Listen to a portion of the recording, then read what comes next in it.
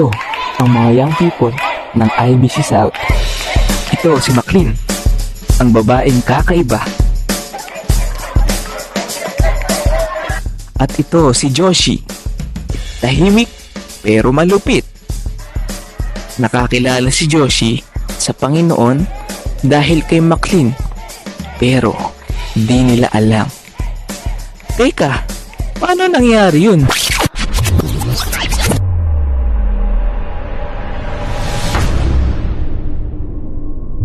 Bata pa lang si Maclean ay nakilala na niya si Jesus at nakwento niya ang mabuting balita sa kanyang pinakamatalik na kaibigan na si Jamaica.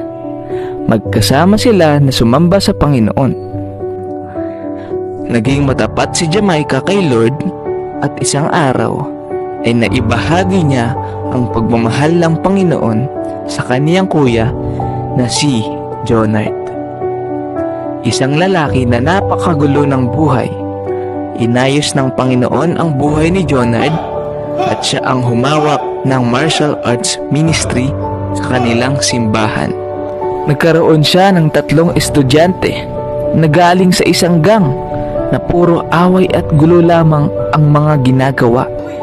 Dahil sa kanilang apoy sa paglilingkod ay nadala nila sa Panginoon ang kanilang leader na si Joshi.